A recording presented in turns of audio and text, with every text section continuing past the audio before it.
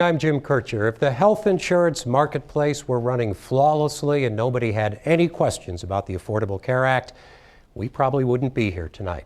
But we are, and we're joined by people who have questions and probably a few complaints, as well as those who have some answers and some explanations. And so on this Veterans Day evening, please join us for a community conversation.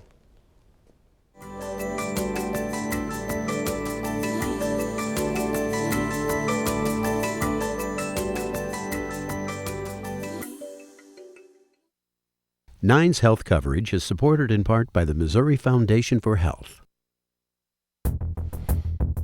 Since the health insurance marketplace opened for business 6 weeks ago, a lot has happened. There was a partial government shutdown, computer glitches, delays, deadline extensions, and new promises. Nobody's madder than me about the fact that the website isn't working as well as it should, which means it's going to get fixed. The federal online marketplace, which is used by more than 30 states, has left many consumers frustrated. It's especially something like this where it's, hey, you have to have this and you have to do this now and this is how you have to do it, but then it doesn't work. It's, okay, well, why bother? It's just more annoying than anything. But what hasn't changed is the law. The Affordable Care Act, or Obamacare, mandates that most Americans have health insurance beginning in 2014. Those who choose to opt out will face a tax penalty, and that penalty will grow in the coming years. The Affordable Care Act also introduces some big changes.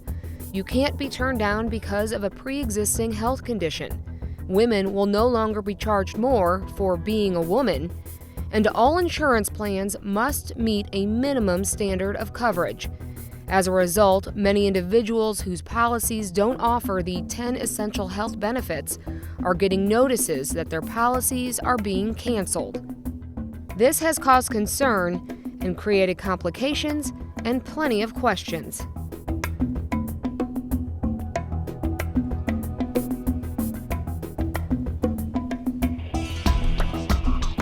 Well, healthcare.gov, the online health insurance marketplace, is still obviously a work in progress, still undergoing repairs and improvements 6 weeks after it opened.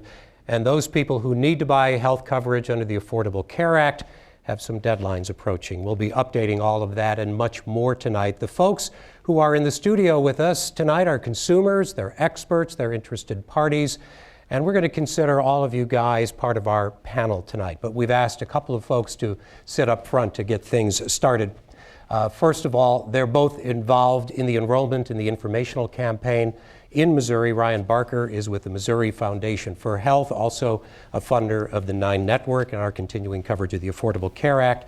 Jeremy Molarski is with Primaris, the company that has hired and helped train navigators, counselors, the folks who are standing by and possibly also really actually helping people kind of navigate this system if they can't do it by themselves online. So Jeremy, first of all, what's the status of that website?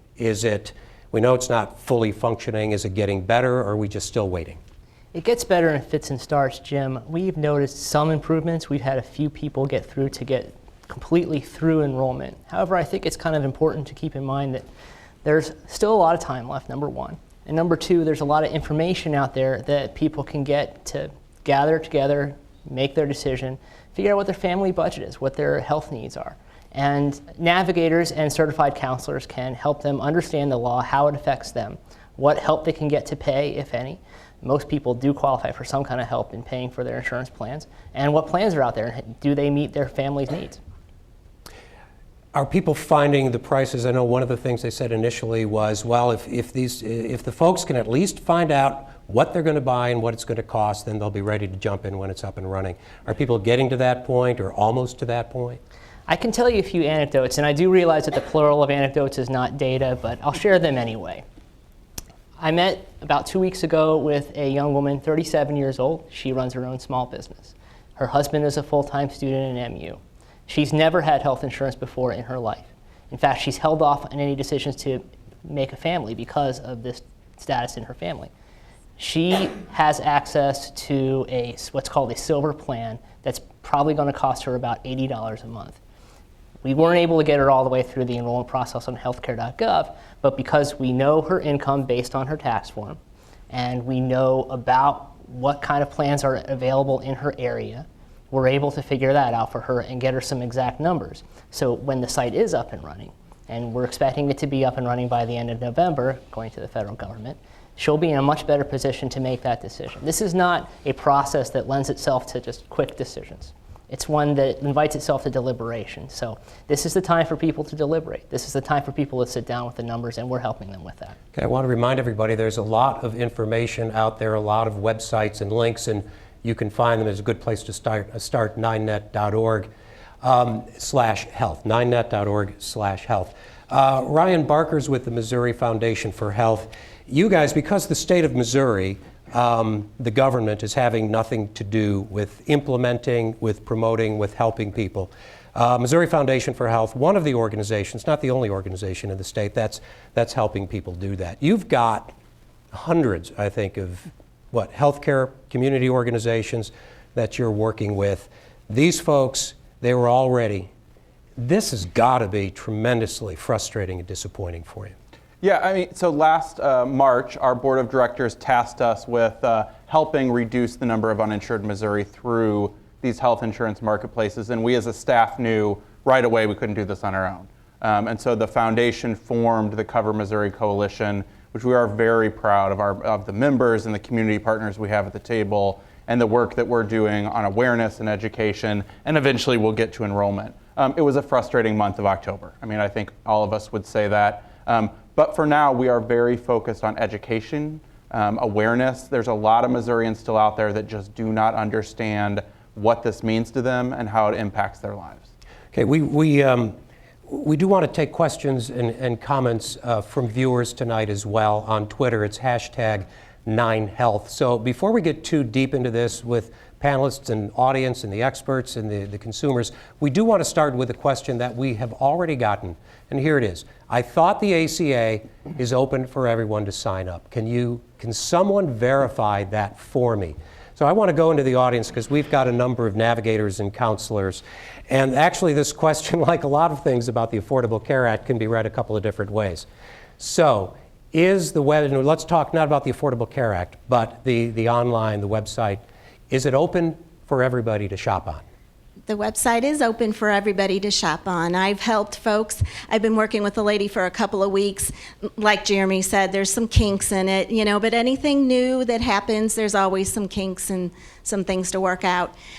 We have been able to log in, create an account, to go through the application, and we got a little stuck on viewing the plans. But the call center has been excellent to help out, so always use them also.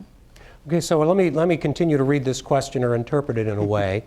Everybody who wants to go online has the option of beginning that process, but is it open to everyone currently? Can I, for example, I get insurance through work, or somebody has a spouse who has insurance through work. Can we all go online and shop for a better plan as well, or are we now getting into all the exceptions and asterisks in this? We are getting into that area. The law is designed for people who do not have access to affordable insurance. It is a law for the uninsured. Most people can shop on the marketplace, as Terry just said, but if you're in certain categories, well, you're not going to be eligible for help to pay. So if you have an affordable plan through your employer, probably not going to get any help to pay. If you are on Medicare, probably not. If you are on Medicaid, probably not. The law is not designed for those populations. It's designed for people like the woman I just described who does not have access to affordable insurance at all and normally would not be able to buy on the private system. And I know it's a little bit dangerous to say, but still, most people who are getting insurance through work are not affected necessarily by this. People on Medicare, Medicaid, not affected by this, although you're probably getting constantly questions from people who are on Medicare because they're used to sign-ups and all of that sort of thing. We can maybe get into the asterisks on that in a minute. We wanted to talk about some of the problems that people are running into, and I think problems that may be coming from the fact that the healthcare.gov isn't working properly. There may be some people stepping in to perhaps take advantage of that. We do have somebody who is uninsured, right? You currently don't have health insurance, and you live in Illinois. I do. So what was your experience then with going on shopping on the Illinois marketplace?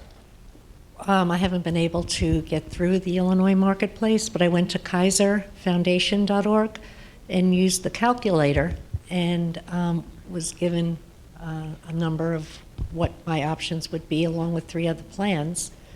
3 options: gold, silver, and bronze. And I wanted to know what was included in those plans. And I eventually got taken to a place that I had to enter my information, and a salesman contacted me to tell me what options I had for insurance through the marketplace. And it's been kind of confusing. So we've got a follow-up on that, but there's a bell ringing off here in my head. Salesman calling, is that supposed to happen? Probably not. Okay.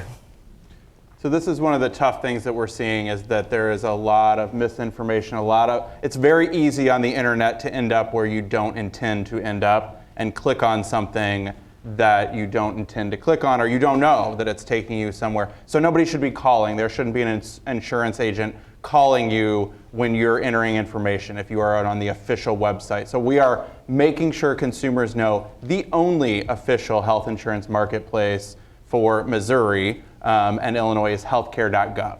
And so if you are really shopping for plans and prices, you really should go to healthcare.gov.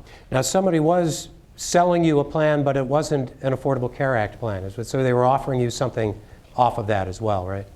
Yeah. Correct. So as we thought about this story, I know this gets complicated. Is it possible for people still to be selling insurance plans in this final month that don't meet the minimum standards? A lot of people are complaining that those are being canceled.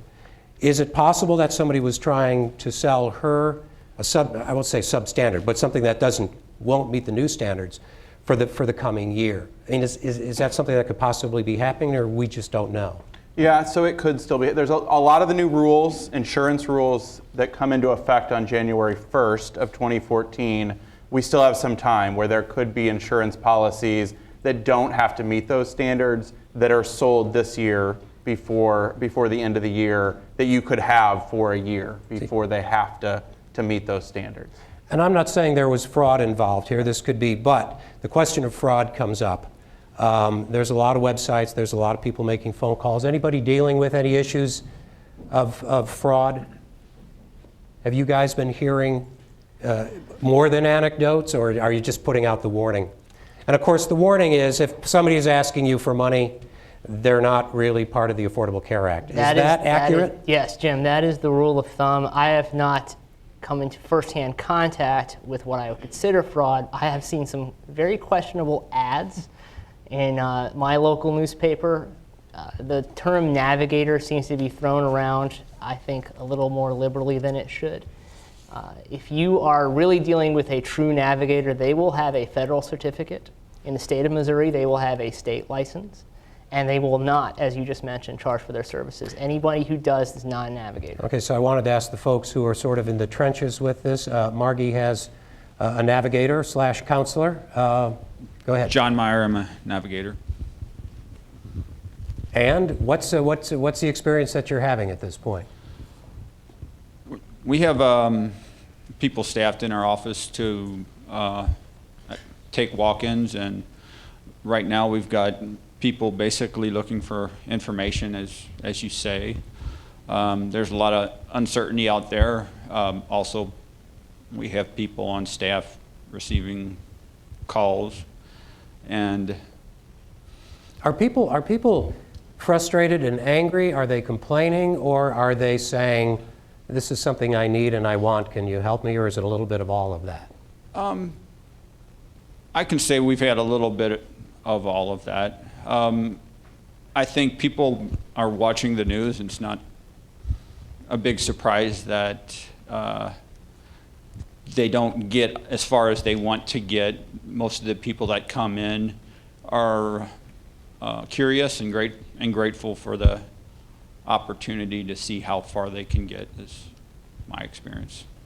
Are you guys finding the same thing? I mean, again, we mentioned the fact that there are, let me step back for a minute, because there is this sense that Missouri as a state and as a state government, and the voters as well, in the referendum that we had, said no, in a sense, to Obamacare. The legislature said no to Medicaid expansion and said no to we won't help, we won't explain, we won't answer questions. How is this actually being done? And is there some sense among the public that Missouri's not taking part at all? Yeah, so I was doing a town hall last week and had, we started the discussion and we're talking about this and had a woman raise her hand and actually say, I thought we voted to opt out of this whole thing. And was very honestly unaware that anything related to the Affordable Care Act was even being implemented in Missouri, because it was her understanding that we had voted to opt out of all this. And so we had to talk about Missouri opted out of having a role, but that the marketplaces are available in Missouri, just being run by the federal government. I think the original vision for the ACA was for it to be federal-state partnerships. That did not happen here. It certainly wasn't for, the vision certainly wasn't for it to be the federal government and a ragtag band of nonprofits, but it is, and we're doing the best we can, and I think we are able to offer people some good service. Are you expecting a last-minute rush? And I've always thought in the sense of people filing their taxes or doing the old TV news live shot, you know, at midnight on April 15th out in front of the post office. Would that have been expected anyway, even without this? Do you expect, two questions, is there going to be a rush at the end on the various deadlines, say December 14th, December 15th is the first deadline, and you know, will the website be able to handle last-minute rush? I know you don't know the answer to that exactly. Exactly. I mean, I can't put myself in the position of being a spokesman for healthcare.gov, nor would I want to. I can tell you that we are in a position of, we know how to calculate subsidies. We know a lot of information about the plans beyond what you see just on healthcare.gov. If you come and see a navigator in our coalition, they'll be able to take you through some of the out-of-pocket costs. A pen and an Excel spreadsheet doesn't have to connect to a server. It doesn't crash. And we are able to offer people that information to at least let them know where they stand. Yeah, the initial numbers that have come out have showed that who's enrolling and who's the most interested are who we would expect. People that are older, that have pre-existing conditions. So right now the average age of the enrollee, I think, is in the 40s. But we know from past experiences of Massachusetts, other programs that have focused on enrollment, that a lot of younger people wait until the last minute to enroll and sign up. So we expect a rush as we meet each of the deadlines. Mm-hmm. We have a follow-up question from our Illinois resident. Another question. It turns out I won't be eligible for subsidy, and the agent said to me, why do you even want to go through the ACA? You're not qualified, you're not eligible, you want to go through an insurance company. Yeah. Is that a valid point? I mean, why would somebody who's not getting a discount go to the website? Should they even skip it, or is this kind of up to them? Now, Illinois has more options than Missouri does, so her shopping experience might be different. I don't know. I'm not an Illinois navigator, but the ACA is not just about subsidies. It's also about those essential health benefits that all those plans have to offer that were displayed on the screen a few moments ago. It also prevents insurance companies from charging more based on gender, from charging more based on pre-existing conditions. There's only 3 factors that insurance companies can charge you more for: age, geographic location, family size, and a fourth, tobacco use. That's it. Now, I want to clarify that all the things we've heard about the minimum standards, all the things you mentioned, that's for all insurance plans. That's not just the online marketplace. I wanted to talk to insurance. Are you an agent? Yes, okay. I am. And part of this is a lot of people don't necessarily have dealt with you because they get insurance through work. So Right. explain to me a little bit about what you do, Sure. and then get into the comment Sure. about what you could offer. I'm an insurance broker, and I work with companies as well as individuals in terms of helping them purchase their insurance policies, and I specialize in health insurance policies. So I work with a lot of different people, and right now what we're seeing is a huge surge of interest from individuals. Typically, many of us have worked with companies because that's where the bulk of people have gotten their insurance, and there's a few agents out there who deal with a high volume of individuals, but the average insurance broker hasn't. That's really changing, and we're getting hit with a lot of individuals who are coming to us looking for help. And I would like to make a couple of points to this, which is, yeah, the plans off the exchange also meet all those essential health benefits. In fact, Anthem and Coventry in Missouri, the plans that they're offering both on the marketplace and off the marketplace are the same plans. So when somebody says, and if somebody calls and says, well, you don't want an Obamacare plan because you don't need maternity or child pediatric, they're not necessarily selling you or offering you a plan that meets the standard. They have to get those anyway. Whether they buy a plan, if they buy a plan that has an effective date of January 1st or after, it doesn't matter whether it's through the marketplace or not. It's going to have all of those standards as part of it. I think what's important for people to understand, though, is that if, for example, they have to get a plan January 1, like if they're in the high-risk pool and it's terminating, or if they have an individual policy with Aetna and that policy is terminating 12/31 and they can't wait for the website to be fixed, they do have choices. They can get a plan off the exchange. They won't get the tax credit, but it'll be guaranteed issue with no wait for pre-existing conditions, and it's going to have all the same essential health benefits that the plans on the exchange have. Another benefit, too, of calling a licensed agent and broker, and I think it's really important to speak to your question earlier, that you do speak with a licensed agent and broker, and they're listed on the state websites. But another— So if somebody is calling me at home, what do I need to do before I start dealing with that person? Well, you could ask them for their license number and verify that. And if they hang up, then you're fine. There's the DIFP website in Missouri, and there's one in Illinois as well, where we're listed. It's publicly listed information where you can search for an agent online and verify that we are licensed and that we don't have any complaints issued against us. Okay.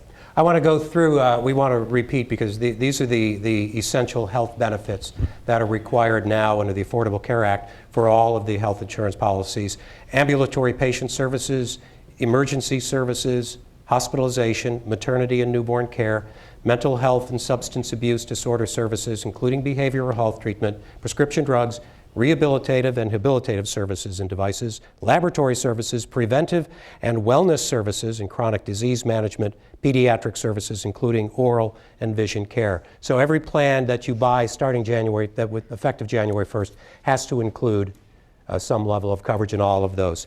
We want to take up a different aspect of this. We've been talking mostly for the time being about the individual mandate part of the ACA. There's also some changes for small businesses that are interested in providing coverage for full-time employees. Anne Marie Berger takes a look at one local business owner who is going shopping. This is important. At the monthly staff meeting at Left Bank Books, co-owner Jarek Steele is talking health insurance.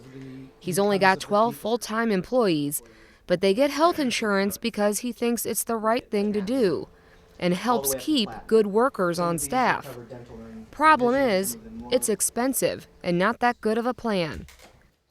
When I first started working at the store in 2002, our deductibles were somewhere near $500 to $1,000 depending on the year.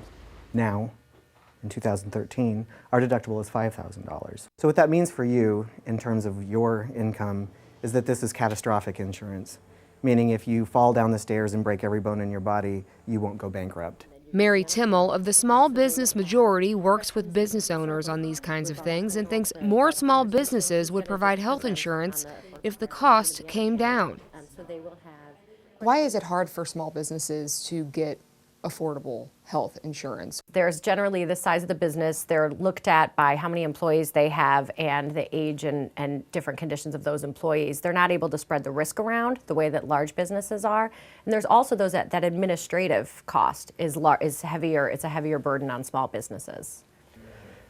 Coverage has eroded over the past 11 years. Does the increase in your cost of insurance equal the increase in your profits each year? Very good.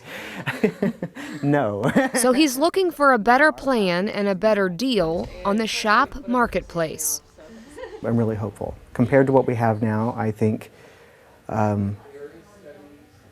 what we're going to find is probably going to be comparable or better. Because I want you to compare what I have to pay now for catastrophic. There's a lot of confusion about businesses and health insurance under the ACA, and some changes have been delayed. But even after full implementation, providing a health insurance plan for employees of businesses this small will still be a choice, not a requirement. I can't speak for any other business. I think if you don't already insure your employees, I'm not sure that you would be compelled to start spending money where you didn't before. But if you were on the fence about it, I think this is a pretty good argument for that case. And joining us is Mary Timmel from the Small Business Majority. Anne Marie said something that I think I've already said about 5 times, a lot of confusion about fill in the blank. In this small business aspect of the Affordable Care Act, what's available, the marketplace, where is that confusion, or are you beginning to clear some of that up? Sure. Well, we've been doing a lot of educational outreach for over a year now across the state of Missouri, talking to small businesses about what the Affordable Care Act means to them. One of the biggest points of confusion is about if businesses need to provide coverage. And so for businesses with more than 50 full-time equivalent employees, they're under no obligation to begin providing coverage. And that's a big relief for a lot of small businesses that have been struggling with cost, and it opens up the opportunity to talk to them about their options under the Affordable Care Act. Did you say more than 50 or fewer than 50 on the? More than 50 does not have to begin provide. Did I just reverse that? It's the other one. I Right. apologize. Fewer than 50. Fewer than 50. Do not, right. Okay, I know we've got some folks who've got some questions about small businesses and things, so go ahead and introduce yourself. And Hi, I'm Julie Longyear. I run Blasoma. We're a holistic and raw-based skincare line here in St. Louis. About a year ago, we actually purchased our first company insurance policy. I was really excited to do that as a benefit for my production manager, who'd been with me for years and was, needing an incentive and something to reward him for his loyalty for staying with me. I was also needing insurance, and it provided a great way for me to get coverage. We experienced this last year. I mean, my cost has been kind of high. I get migraines, and I'm also a woman. So my coverage was vastly higher per month than his was. As of this last month, they kind of had us do an early renewal, and mine went up again. I'm now being told, though, I talked to my broker today, and I do use a broker, and they've been very helpful in explaining everything to me. So I would highly suggest if people are having trouble with the website that they go and talk to a licensed broker. And we are actually in a group that's going to benefit from this particular change in the insurance policies due to the way they're changing the ratings, because both my employee and I have some health issues. And I guess, the way the pool is being run now, we're going to get a lower rate, or we'll have options for lower rates. Explain, Mary, and this concept works with all of the insurance, but what she means by the pool and what we've talked about the pool, how does that actually impact the cost or what's being offered to small businesses? What do we mean by the pool? Sure. Well, for small businesses, shopping within the marketplace allows them to just increase that purchasing power and spread the risk around, like larger businesses have always had the opportunity to do. So rather than looking at a woman who has migraines and another employee who has health issues, you're combining with other businesses, combined with what Jeremy had mentioned, where you're not being rated on being a woman anymore. And so you're able to use all of those aspects to really lower that cost for a small business. Yeah, I hesitate to ask this because it's going to get confusing, but I want to clarify. We've heard that you can't be rejected for a pre-existing condition. You can't be charged more for being a woman. You can't be charged more for being a smoker. But the charge, did I say that correctly? You can be charged You more. can be, yes. But in a business, if you've got 10 60-year-old employees as opposed to 10 25-year-old employees, you're going to be charged something different. Right. I mean, this is not a flat rate across the board for everybody. Right, and for the age difference, it's only up to 3% more. Nothing wrong with being a 60-year-old employee, by the way. Not saying. at all. Yeah. It shows good recruitment and retention if you've got your employees are out for that long. But you will, it's up to a 3% difference for age. So there will be some variation for age. 3 to 1. 3 to 1. Okay. Up to 3 times as much. Thank you. We have another business owner hiding more. There we go. Ahead. Well, yeah. Join us. Hi, Mary. Currently, we provide health insurance for all of our employees. I own Vintage Vinyl, the record store. I've been talking actually to Jarek at Left Bank for about a year now about combining our groups to make a bigger group. Is it going to make a difference with the ACA if we do that? Well, one of the things you would have to be concerned about, I know you've gotten the tax credit. So the tax credit is for businesses with fewer than 25 full-time equivalent employees. So that might be something to think about there. If your businesses would be over 25 full-time equivalent employees, you might lose that important part of shopping. So you would grow out of that, would be an important part. And that's another part of the shop that's important for small businesses. And I believe you've been able to take advantage of that tax credit in the past. Yeah, we've gotten it. We got it. It was sort of a manna from heaven when we got it. The way we've been shopping over the years is to take higher and higher deductibles and take more and more risks. Is that going to be the same with the ACA plans? Sure. Well, there's still the bronze, silver, and gold plans that will have varying deductibles and varying copays within the shop. So those provisions work the same way, and the deductibles vary. And I think you can get Jeremy will know the highest. The higher the metal level, the lower the deductible, and the higher the premium. So gold plans tend to have higher premiums than bronze plans, and they tend to have lower deductibles and other out-of-pocket costs. Here's one of the things that actually years ago, before this really began to take effect, was because I had kids who were looking for jobs and changing jobs. Sometimes you get a job, you leave a job, and you lose your insurance. And you get a new job, and you may not get those benefits for 6 months. It seems to me, and then there's the issue of COBRA, and I know you can buy COBRA if anybody's had COBRA. Anybody have COBRA and love it or not like it? But how that works. How does this change this ability to change a job and not feel like you can't make that move, or you're taking a risk because you have to be 6 months without coverage?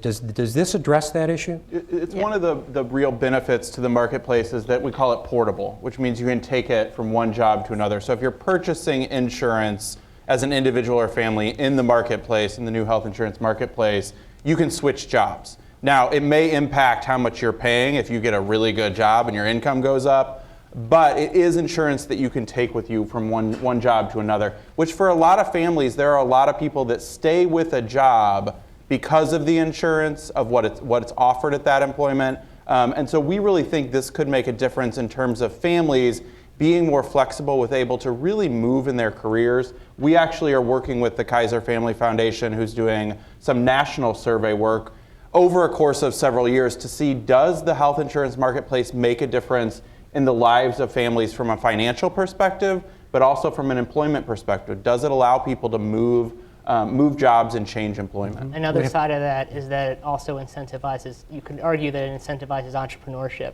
Absolutely. Because, not me, but if you were the kind of person that took a large corporate job because of the health insurance, there's less of an incentive for you to do so just for that reason at this time. Right. We have a COBRA story in the front row here. Go ahead. Yes. I am self-employed, and we're currently on my husband's ex-employer's COBRA, our entire family. I have a pre-existing condition, and so does my son. Several months ago, when I went into the marketplace to purchase insurance, they would exclude both my pre-existing condition and my son, so there was no way we could do anything but COBRA. Now that the marketplace has opened up and the Affordable Care Act has opened up for us, what are our options as far as, will we be able to continue to see the specialists that we choose to see? As far as the high dollar medications that my son takes, will that be an issue? It's a great question, and it's probably one of the most common questions we're getting from consumers now is, what are the provider networks within the insurance plans offered in the marketplace? And honestly, it's still changing. And so we're struggling a little bit. We know some of the major providers in the St. Louis area, who's in, who's not.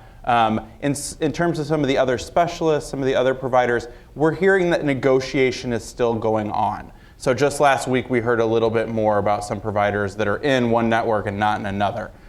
We think that this will be set, the provider networks will be officially set by January 1, but that doesn't help people who want to enroll before December 15th. So as a coalition, we're continuing to try to get as much information on the providers as possible, and I actually would encourage you to talk to a navigator, talk to a counselor, an agent or broker that can help try to figure out, are your providers included or not. Will we get the information this evening on how to contact a navigator to So one of the things is our website, covermissouri.org, which is just an informational website.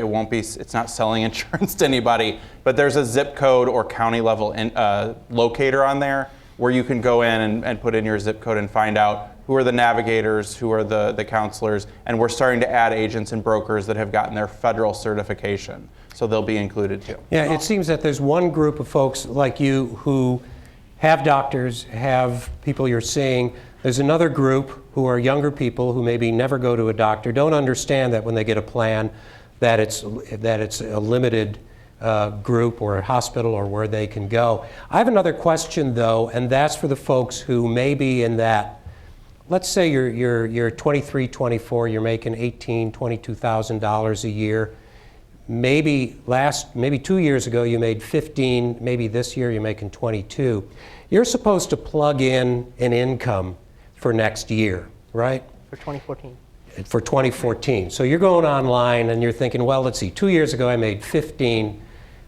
This year I'm making 22. Maybe I'll make 25, but if I put in 20, if I put in 18, I mean, how is that enforced? If you underestimate, and I don't mean like you're trying to scam the system, but if you underestimate and you get a big deduction and then you make more, what happens? If you overestimate and you should have gotten a bigger deduction, what happens? I mean, how is this enforced? Do we even know how that's going to work? Yes, it's all going to be... I thought you might say that. it's all going to be reconciled when you file your taxes in 2015. So in the first scenario, if you overestimate your income and you get too much, for lack of a better phrase, in deductibles, in discounts for your monthly payments, then you'll owe money.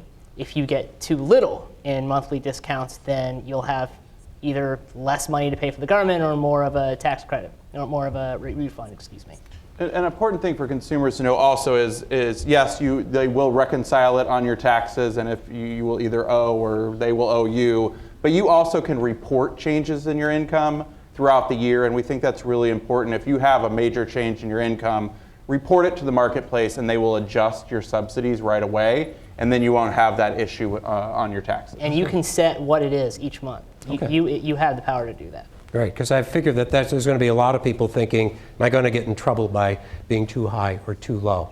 We have a navigator, I think, who wants to chime in. Go ahead. It doesn't matter if they are eligible for those subsidies. Like we were talking about before, it is a good place to go shop. And the subsidies that are available are for the year, and like Jeremy was saying, can be altered during your tax time. There is already a line for it on the taxes. Okay, another comment from the audience. Go ahead.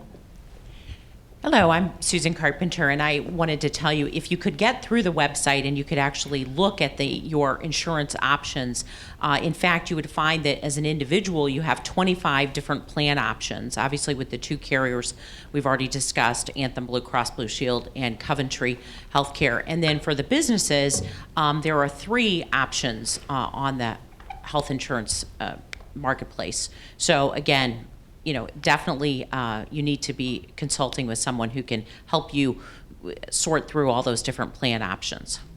Can we tackle the coverage gap a little bit? How many navigators are dealing with folks coming in interested in this and have to tell them they're probably not going to get anything? Yeah, a number of people. And I know a lot of people, I think, in the public health clinics or the community health clinics are getting a lot of that. Jennifer Brinkman from the Regional Healthcare, I think, can talk about that a little bit. How significant is that? Again, a lot of these stories are anecdotal. It's the COBRA person and the pre-existing person and the artist and that's all good. These are all good, but a bigger picture, this idea of because we didn't expand Medicaid. Right. There's a significant number of people who are without any options in our community. Now, there is a program locally for people in St. Louis City and County who are living in poverty and who are between the ages of 19 to 64 called Gateway to Better Health. And they do have temporary options, but that's scheduled to expire at the end of next year. So we do have significant numbers of people who won't have access to coverage moving forward unless, and this is in Missouri, unless Missouri decides to expand Medicaid in the next legislative session. or the next 2 or 3 Right, or whatever. exactly. I recognized someone who was on Stay Tuned the other night. Do you want to tell us your story? I think you're a coverage gap person, aren't you? Yes, my name is Erica Neal. I am one of the people who are in the coverage gap. Fortunately, have access through Gateway to Better Health temporarily, but if that program is not extended, if Medicaid is not expanded, I'll be out of health care again. And I have a survivor of a cancer, but I have to have subsequent diagnostic tests. Gateway enables me to do that. My fear is what happens if Medicaid is not expanded and Gateway is not extended. I will be left without that access, and that's pretty frightening. So, and oddly enough, I was able to get on the exchange to find out that I wasn't eligible for any of the coverage on the exchange, but still that leaves me kind of wondering what's going to happen if Medicaid isn't expanded. Yeah, and the background on that, I imagine most of the folks in this audience probably know that Medicaid expansion was initially a requirement of the Affordable Care Act. The Supreme Court said no, it was a state-by-state decision. What do we have now? 27, half the states. Yeah. Say about half the states have taken Medicaid expansion, half the states have not. Some states have worked out deals, gotten waivers, Indiana, Arkansas, that sort of thing. Again, this is something, Ryan, I'm thinking, and that we're going to be hearing about more so. Yeah, it seems so. Part of what we do at the foundation, and a lot of community organizations are out there talking, doing educational meetings. And I will say in the last month, I think as more of this information is coming out, every meeting I do, I have at least one person come up to me afterwards and say, I'm falling in that gap. I'm under the poverty level. I did it with a group of artists last week down at the regional Arts Commission, and had 2 artists come up to me afterwards and say, my income is variable year to year, but most years I fall into that gap where I'm not eligible for subsidies in the marketplace, and I'm not, as a childless adult, I'm not eligible for Medicaid in the state of Missouri. And it's tough. It's tough to just, have that conversation with people and be honest. That conversation is going to continue, I think, nationally and in the state. We have another guest from the audience. Go I'm ahead. Judy Bentley, and I'm with CHIPS Health and Wellness Center. It's a center for the uninsured and the underserved. And adding to what the Regional Health Commission has spoken about, we have Confusion Plus with the consumers that we deal with. And what we are very concerned about is when the centers all settle, there will still be uninsured people, and we have to recognize that. And hopefully this will expand to include those individuals who currently do not qualify for anything at this point. And I just want to put that out on the table as a point of consideration. Thank you.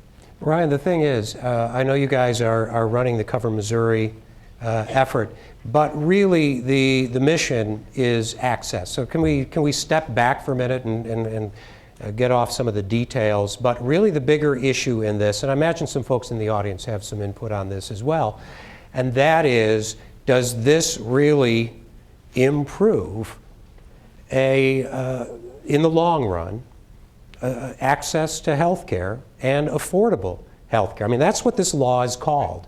And frankly, I'm not sure personally, right? And I think a lot of people aren't sure. So we know that insurance does not equal access to health care. Having insurance does impact health outcomes. We know people that have insurance or that don't have insurance live sicker and die younger. So having insurance is important, but it's really step one. Having access to health care and actually being able to see a provider is really important. Now, there are other parts of the Affordable Care Act that really try to step in and deal with some of the access issues, but this is a conversation we need to continue to have as a country. I will say just last week, we heard that Missouri was awarded 11 grants, these new access point grants. So we will have 11 new federally qualified health centers around the state of Missouri. It's actually more grants than were received by either New York or Massachusetts. We're very proud of that. And so we will have some of these new access points. So there are some issues in the Affordable Care Act that does deal with the issue of access, but it will be a continuing discussion that we'll need to have both in Missouri and nationally. I think one point that's made a lot, and I'm just going to restate it again, is that we don't quite have a healthcare system, we have a sick care system. And preventive care is a big part of this. There's no plan on the marketplace that I've seen that doesn't offer free preventive care. And those chronic conditions, they tend to take up an insane amount of healthcare costs, in addition to the human cost of that problem. So having people manage those chronic conditions, having people go to their doctor once a year to get their checkup, that's going to go a long way towards solving our problems. Yeah, we encourage, I hope our audience folks are tweeting, I can't always tell. The hashtag, I lost it, #9Health, I believe it is. So we can continue, and we've got some folks tweeting, and so join the conversation. This will continue. I want to talk about again, let's go back to those 10 essential. The preventive care part. Let's talk a little bit about that, because that seems to me, although let's face it, a lot of people who have available health services don't necessarily use them in a smart way. We know that. But talk about the preventive health benefits of under the Affordable Care Act. What's required and offered? Not what do you have to do, but what do you have to be offered?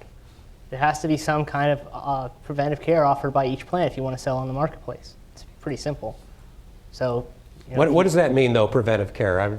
It's usually an annual checkup, mammograms, that kind of stuff. Flu shot. I'm not a doctor, sorry. There's a whole list of. Is that something that some plans don't offer now? Most plans now offer. The big thing with the Affordable Care Act is that a lot of that preventative care now will not have that $20 copay. When you go to the doctor, there's a certain list of things that count as preventative services that come with no copay. And so that is one of the big things with the Affordable Care Act, is trying to encourage people to access that benefit and not have to worry about paying the doctor when you go. Yeah, and again, I mean, the thing is, you can offer people services, but that doesn't mean there are people available for or eligible for Medicaid who don't sign up for it, right? And one of the efforts of the Cover Missouri Coalition is, yes, awareness, education is important, getting people enrolled is important, but getting enrolled in insurance is not the final step. And we have an effort that we are continuing to develop that's focused on insurance literacy. So for individuals who have never had insurance, understanding what is insurance, how does it work, what do all these strange terms mean, deductible and premium, but also how do I navigate the health system, and what does that mean, having insurance, and can I go to my provider? Where do I find a provider that takes my insurance? So that is sort of, as we look forward, knowing enrollment is step one, but how do we help people understand how to use the new health benefits they've acquired? Yeah, some more input from the, go ahead, sorry. Hi, I'm Jen Bursdale with Missouri Healthcare for All. Great conversation about a lot of the new benefits available to folks. And we're talking about preventive care. Important not that it's going to be available, not just that it's available free of cost to folks with insurance, but that more people will be able to get that insurance. Of course, that excludes the folks that are in that Medicaid gap. And I think it's just really important to mention that that is a self-inflicted wound in this state, and it's something that we as a state can fix. And I know a lot of us are working to see that happen, but of all the things out there that we might not love and feel like we can't fix, the Medicaid coverage gap is something that we as a state could fix. And there's a lot of folks, let's say in Jefferson City, and we have some folks who know Jefferson City pretty well here, who don't think Medicaid is the right thing to do. I mean, we know that Medicaid, as someone told me, is good for kids, for disabled people, for pregnant women, but not for healthy young people, no matter how much they make. That's a pretty strong opinion in the state legislature. Got something to say? Go ahead. I'm a general internist. I'm a general internist in St. Louis and a member of the Board of Physicians for National Health Program. And what I would hasten to point out to all of us is that we all ultimately have health insurance when we become sick and disabled and show up in the emergency room with a stroke or kidney failure. Once we're disabled, we're covered by Medicare and Medicaid, and we are completely dependent on society, and often prematurely under the age of 65. We're prematurely retired, no longer productive citizens. When you don't insure people, you're going to see more of that, and the cost of insuring people will, in the long run, be much less than the cost of not insuring people. Well, this is always the point that's brought up, I think, certainly among the advocates, that we're already in one way or another paying for people who are not covered. Now, there may be people who disagree with that, but the costs are there. Now the question is it maybe it's an okay system? Let's go ahead and continue to pay the hospitals to take care of the people who show up at the emergency room. It's working okay. Let's continue to do it. Well, it's working to the tune of more than twice as much of every other industrialized country in per capita healthcare costs. The ACA makes some progress in cost control. It doesn't solve the problem. Even if every state did full Medicaid expansion, there would still be Americans left without health insurance. And the system would still be fragmented by a private competitive insurance industry, unlike any other country in the world, where instead of market forces negotiating for the consumer to control prices, we have individual insurance companies and smaller entities negotiating price. Stephen Brill's article in Time magazine pointed out the cost of healthcare in the United States and what a disaster it is. And the only way to get a grip on that is to have the kind of negotiating power that something like the VA has, or the country of Canada, or the province of Ontario, or the country of France, where they have the negotiating power to really control costs, and where we can spend less time shuffling paper and figuring out who should be insured and for how much. And this entire conversation, so expensive, such a waste of time and money, if you think about it in the large scheme of things, when we could all be working to provide health care to each other and use every dollar to benefit the citizens. Yeah, it seems to me that as we go, we're at this moment in time with a website that doesn't work, so that we have a healthcare law that really isn't having the impact, good or bad. And I think the thing about this is, from my point, and maybe because I do so many history programs on Channel 9, I keep thinking in the longer term. 5 years from now, 10 years, maybe sooner than that, we'll see if this is working the way it was intended to work, or if it's just created a whole new set of problems. Can you take that long view at this point, or are you just kind of stuck in trying to get people to sign on? I mean, so I often say, in terms of long view, that the ACA, the Affordable Care Act, was step one, and it's not the solution to all our problems. There is some tinkering around the edges with healthcare costs in this law, but we have to have a real conversation about healthcare costs in this country, and that is not happening right now. So 3 to 5 years, we may have been pretty successful in enrolling most people into health insurance, but I think we need a second conversation focused on cost, and how do we really do that in a way that's effective and efficient and still cares for the people of this country. The cost problem and the lack of coverage problem are particularly acute in Missouri. Some excellent points were just made. The Missouri Hospital Association calculates $1 billion plus in uncompensated ER care every year, and that's projected to go up to $3 billion plus in 10 years. Missouri, if you look at the census figures in the first decade of the 21st century, had the highest percentage increase among any state in uninsured populations. So it's very acute here. A quick comment before we wrap things up? Yes, the state of Missouri in 2011 turned down $31 million to upgrade the computer system in Jefferson City to help track waste, fraud, and abuse in the medical industry in our state. Now that was a travesty. What happened last year, they turned down $2 billion, would it be, to expand Medicaid in our state. That would have given a family of 3 the ability to make $25,000 and still qualify for Medicaid. In 2005, our state legislators did something to cap Medicaid costs. They lowered the amount of money that you could make per year to $4,000. If I or any of my friends in Texas County, Dent County, or Phelps County had a loved one that was dying or needed coverage, I guarantee you none of us would work. And I want to make that's what the problem is in this state. I want to point out too, and I know you guys. Go ahead. All right. That the healthcare issues in Dent County and Texas County are very similar. In fact, the percentages of uninsured are also very similar in rural Missouri as they are in the heart of the city of St. Louis. I want to wrap things up with a little bit of advice. Jeremy, run down the deadlines that we have coming up. What people need to do by when? Well, this is the first open enrollment period of this law.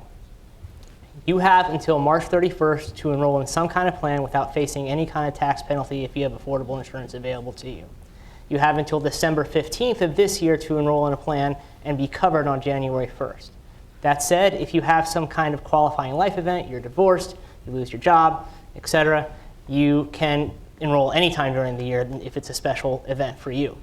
So those are things that people can keep in mind. Now's the time to look at your family budget, look at your family health needs, visit with a trusted expert. There are plenty of insurers, there are plenty of navigators. Navigators are required to show you all the plans, and we don't sell them, and we, again, we can't even give you a recommendation on what insurance policy to take. Mary, similar advice for businesses or different? Sure, and I want to clarify for open enrollment for the shop for small businesses is ongoing. So if you have a plan that doesn't expire until June, you can actually enroll in the shop program for any time. And we do want to encourage, again, to take a look at your business, take a look at what you want to offer. We have a tax credit calculator on our website. Businesses with less than 25 full-time equivalent employees can qualify for a tax credit. So you can punch in a few figures, make an estimate that way. Okay. Look at the plans on the marketplace. Great. And maybe by December 1st, the thing is working. We'll wait and see.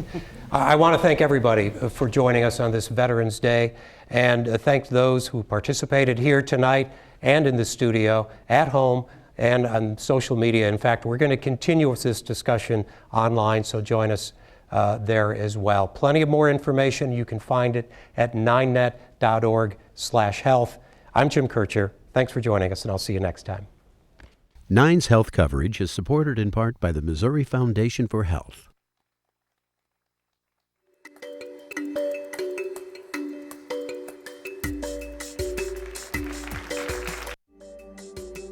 In Missouri, when shopping for health insurance at the marketplace, you'll find 3 categories of health plans: bronze, silver, and gold. Each plan offers the same. I have a comment about Medicaid expansion. I think everyone agrees that expanding access is beneficial for all. However, with $2 billion, Missouri eventually comes on the hook for $200 million of that money in a couple of years. So the state government almost shut down over $25 million a few years ago. So now we have to come up with another $200 million to cover the expansion. I think there are creative ways to do it, but I think just blanket expansion might not be the answer. But I think we should get creative and figure out ways to cover people who don't have access. But I don't think... You want to debate me on that? You can take what the other states, Republican-controlled with governors, took the money and expanded the Medicaid in their state for their people. That's what our government here should do in our state legislature. They should expand and take care of the people. When you're talking about in the future, if it happens and we have to come up with a lot of money, do what the other states did, reconvene and back out. But until that time, cover the people that they're supposed to represent. Have you ever known a government program to shrink in size? Do you think there's any way to take that money away after it's being spent? Yes, what about the efforts to do something like Arkansas has done, to come up with a way that would, in Arkansas, I think they're taking the Medicaid expansion money and they're giving it to the people who would qualify, but letting them buy online. They've got a waiver for that. But I guess the key is you've got to include enough people to do that. I think right now I'm not sure the Missouri plan, if there is a Missouri plan, is reaching that point. Go ahead.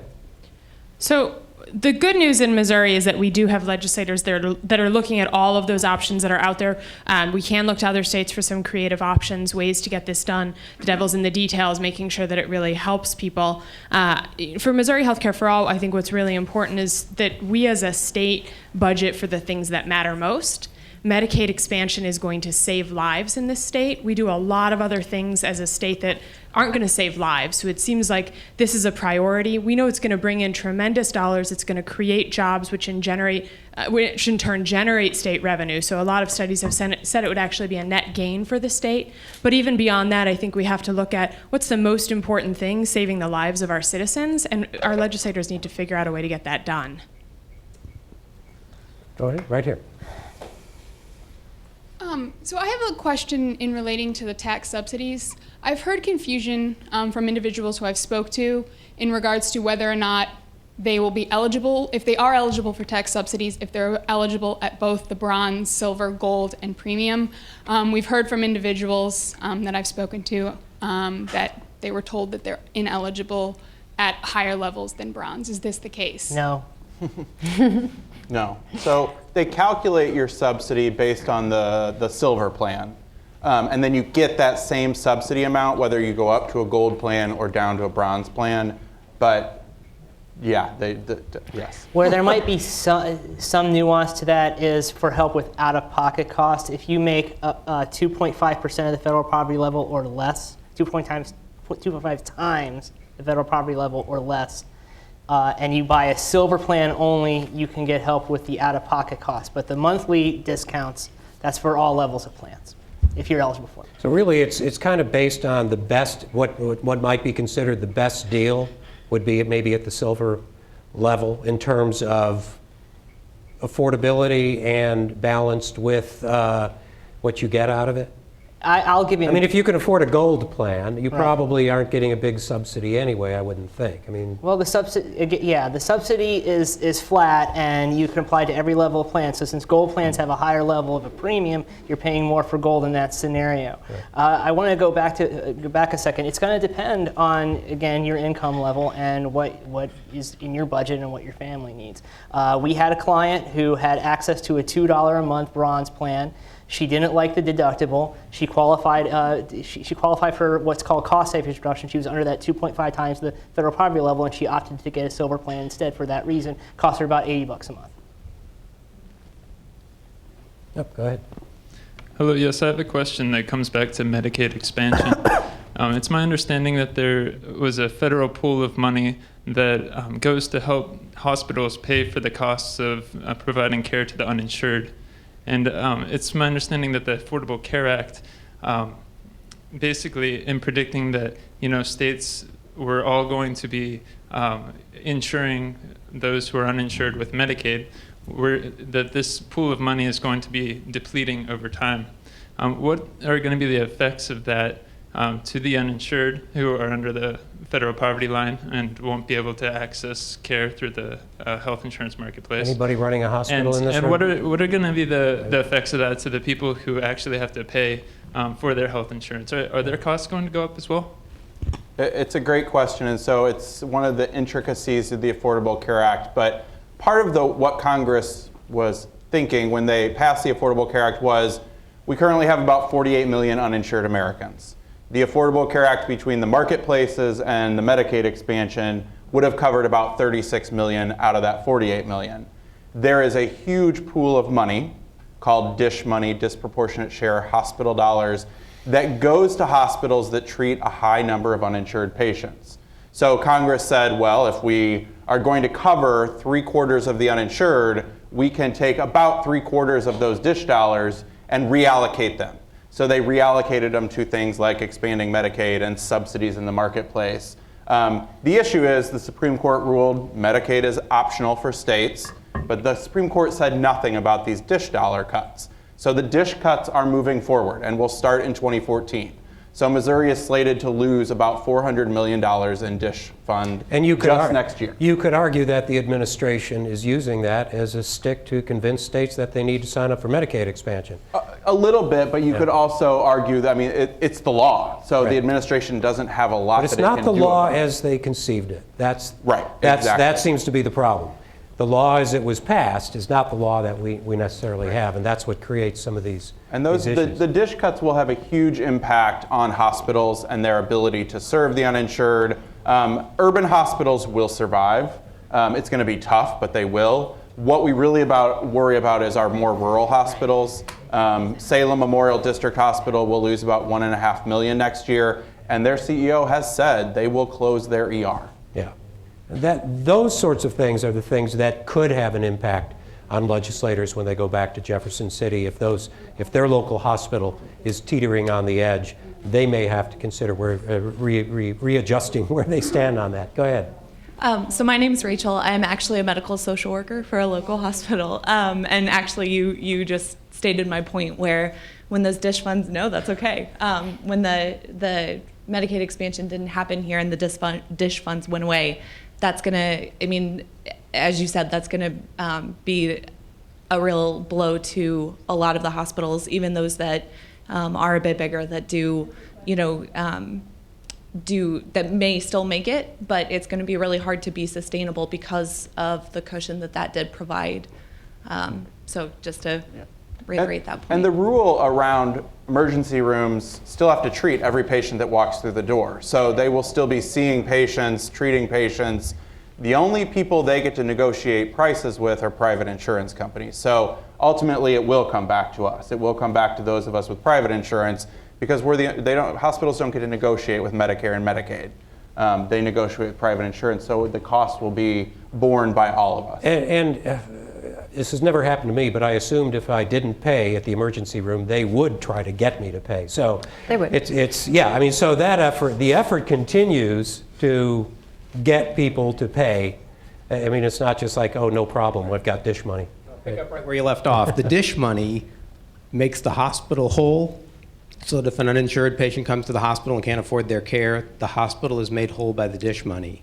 It doesn't make the patient whole. They go bankrupt. 55 to 62% of bankruptcies in the United States of America are due to medical health costs. If we had a system that didn't allow that to happen, people wouldn't go bankrupt, not just hospitals. And it's supposed to be about people. So even if I don't pay, I'm still paying, right? Is that what you're saying? You're going to go bankrupt. A working person can go bankrupt because of a medical illness because they didn't have health insurance. Mm-hmm. If we had a system that insured everyone, we could eliminate medical bankruptcy like they do in the rest of the world, the industrialized world. And the doctors wouldn't make as much money.